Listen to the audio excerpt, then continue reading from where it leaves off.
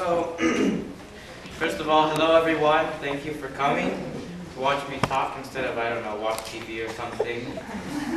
But my name is Christian Romero, and today I will be talking about encrypted currency, also known as cryptocurrency. I don't know, it's just two letters for shorter.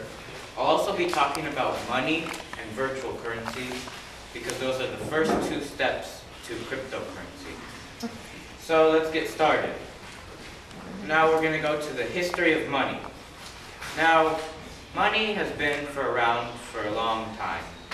You know, it's ever been trading money. People have been trading money ever since 9000 BC. It's been recorded. And they used cattle basically as money or grain, and they would trade.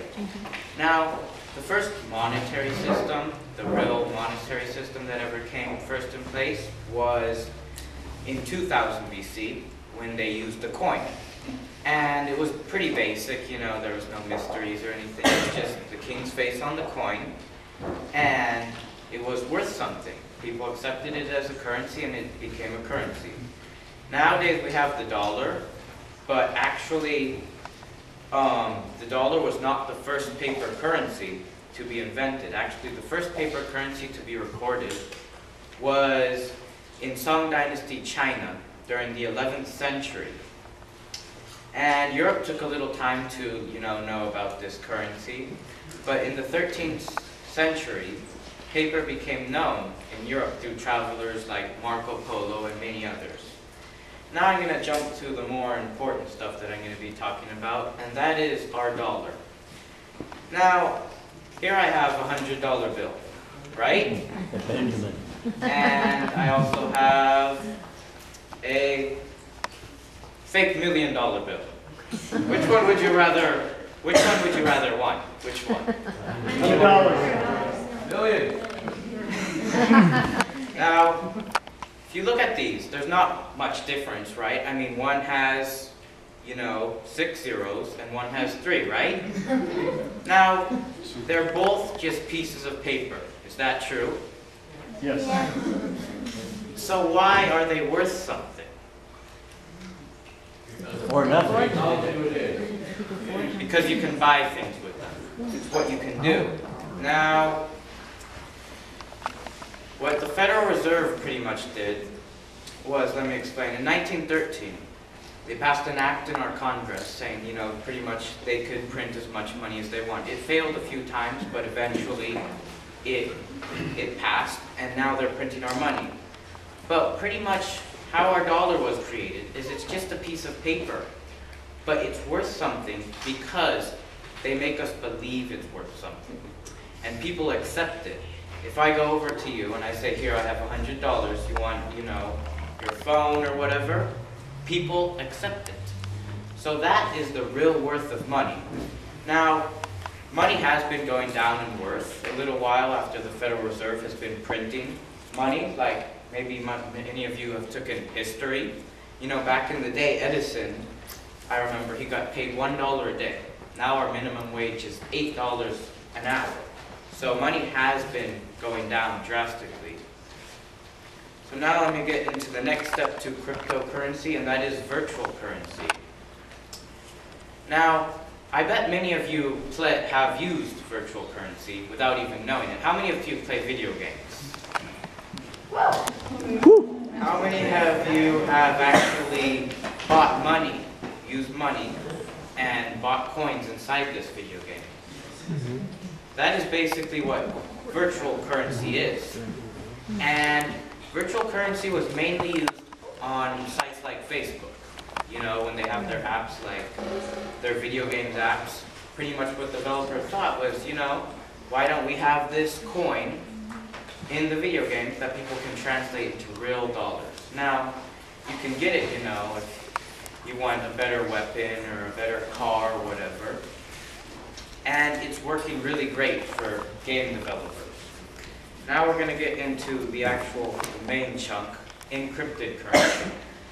Now if I were to, ask you guys, explain in the fewest words possible what this new currency is, it's basically all it is, it's an encrypted currency that's online. So don't be mad if you don't know about it, because it was just invented in 2009. It's very new. Now, encrypted currency uses two things that come from the crypto. One is encryption and one is cryptography. What encryption is basically all it is a code. Like, for example, A would equal 1. Except nowadays we use 2,000-bit encryption, so A would equal 2,000 different randomized characters, pretty much. Now, cryptography, all it is the action of sending an encrypted message across the internet.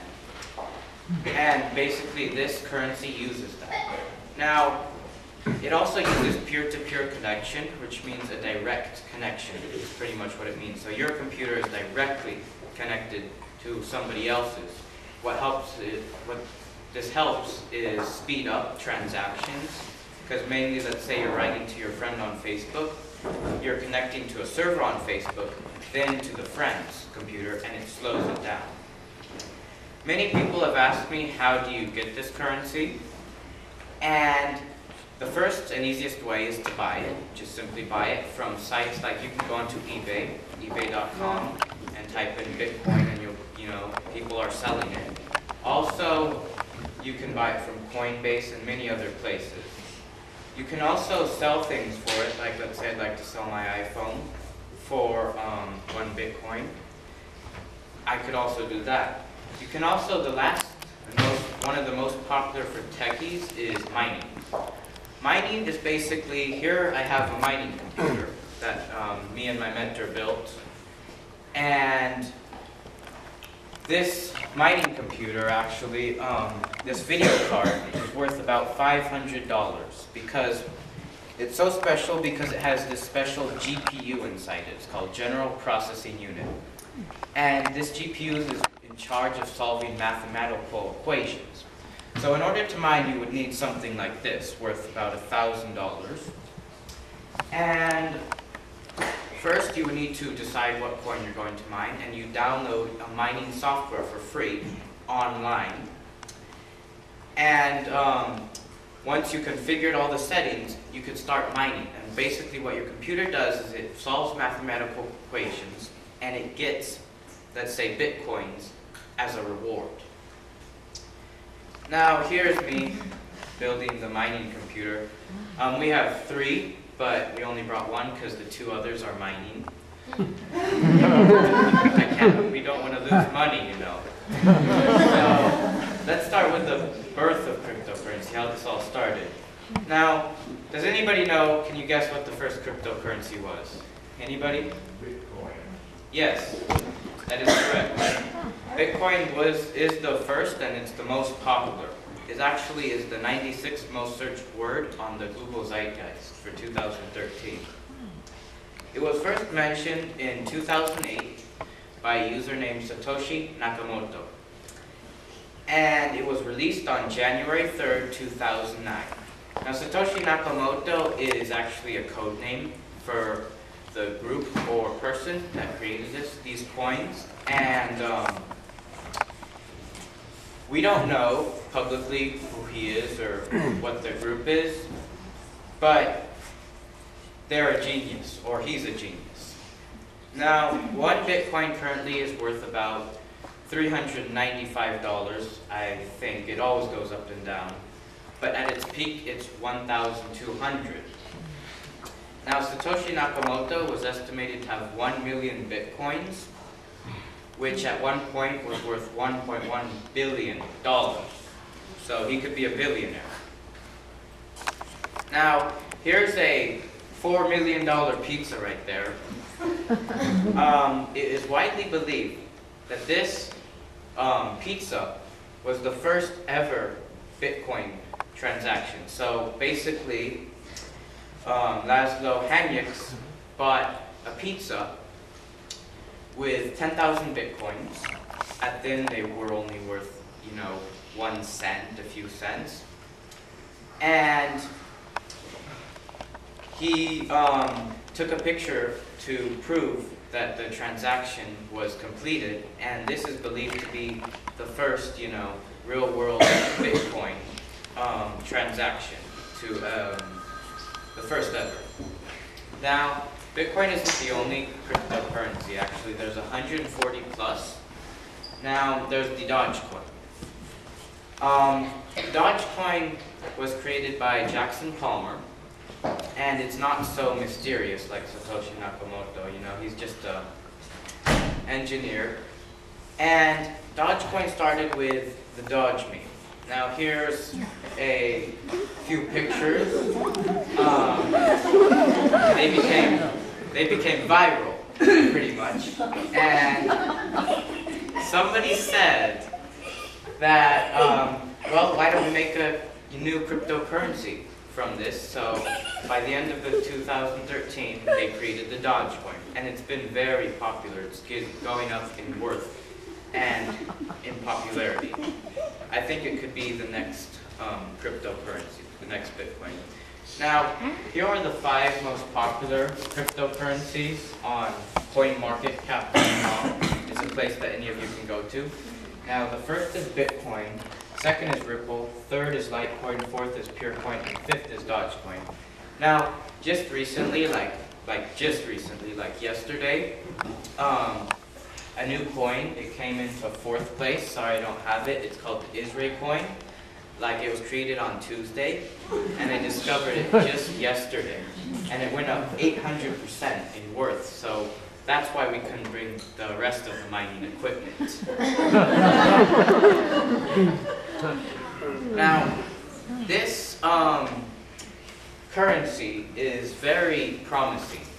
Actually, even Dr. Ben Bernanke, he's a former chair of the Federal Reserve, he said pretty much that this currency has promise, and he made the Bitcoin popular by saying that it skyrocketed to 1,000 for 1 Bitcoin after he said this quote. And basically what's so good about it is no one controls it. It's decentralized, and it's pretty much for the people, and it's by the people. Because now our dollar is based on the Federal Reserve, which they can just print, you know, say I want $1,000 in my banking account. But here, it doesn't work that way. No one controls it. It's decentralized. So that's the main promise and why this could be the next currency. Now, why I also believe this should be the next currency is even Albert Einstein. He said that the hardest thing to understand in the world is income taxes. Now, if he doesn't understand how our monetary system works, how are we? That is why I believe that this currency should be the next currency that we use in the United States. And, ladies and gentlemen, there is one last thing I'd like to tell you about. I've been thinking about this for a few weeks, but I think that in 2020,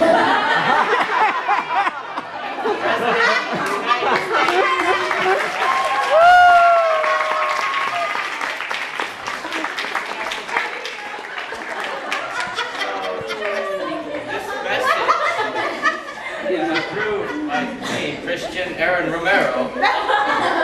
So we need to go back to the country that our founding fathers promised. It's coming, and you can make a change.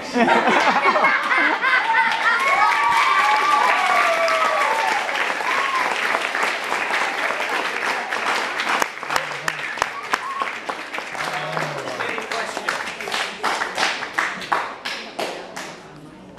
No questions? Oh, yes.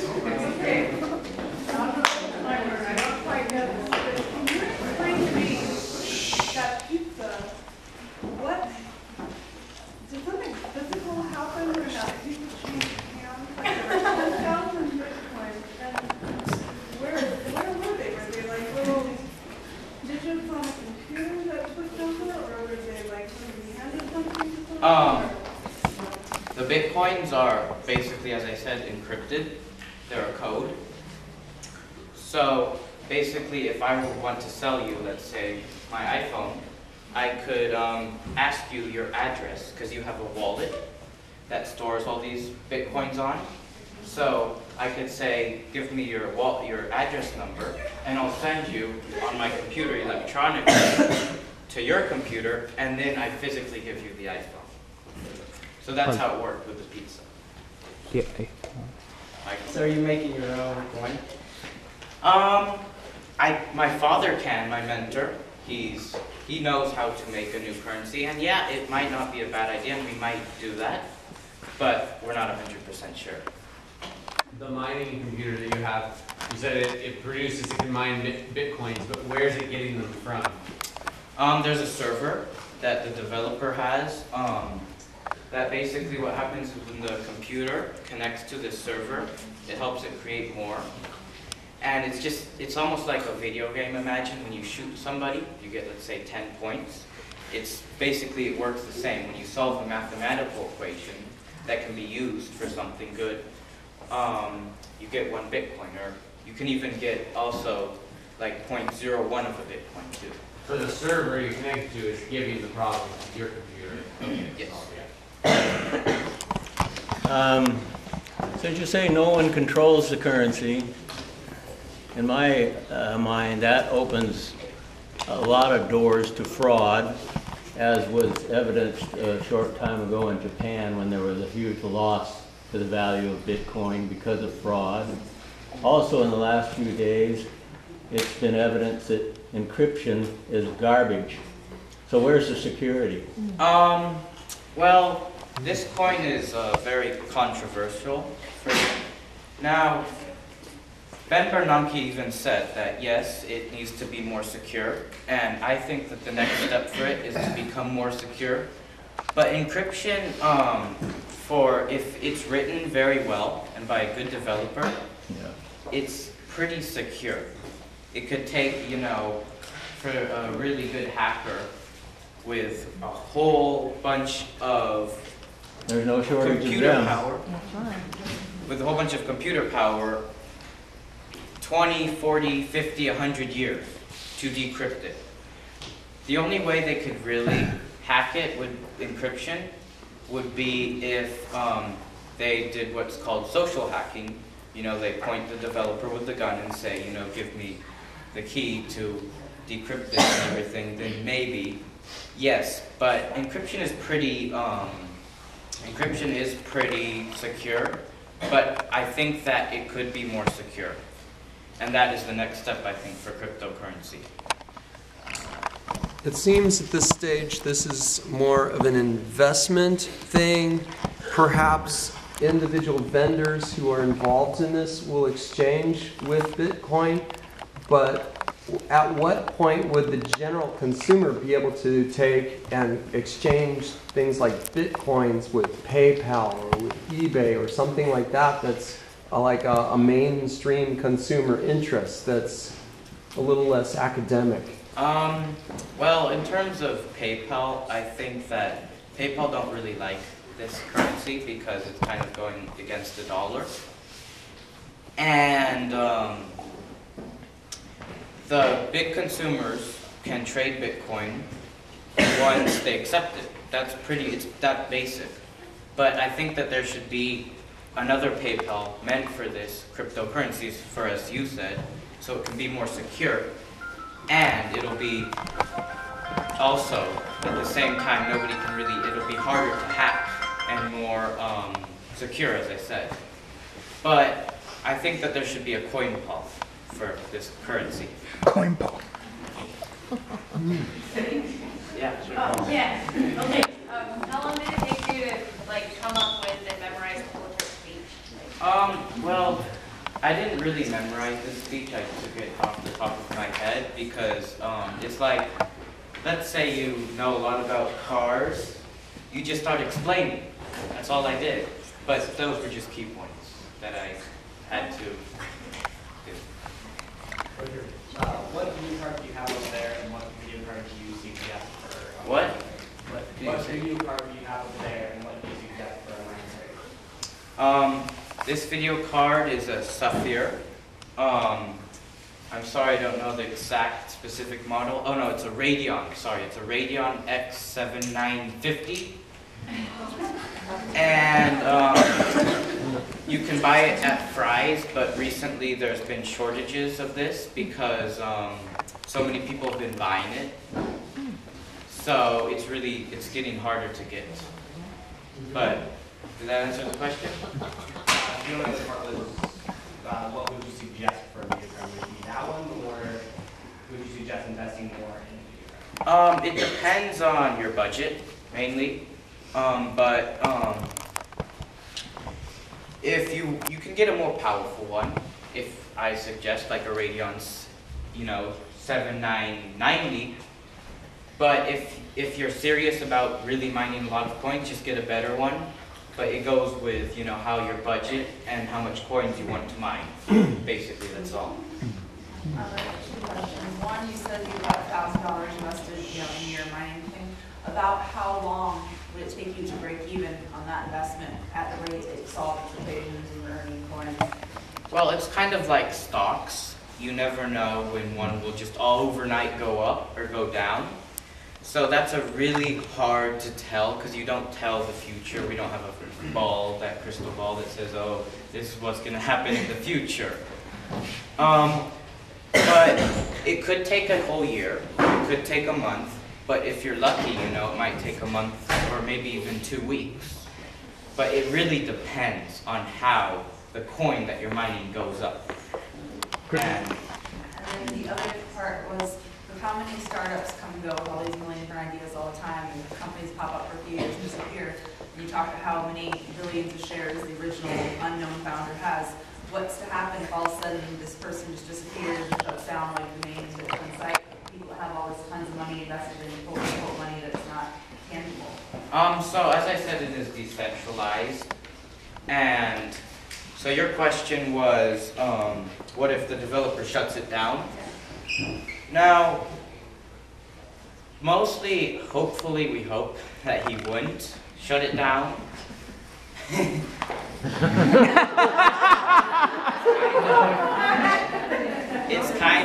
It is a little risky. You do have a good point, and as I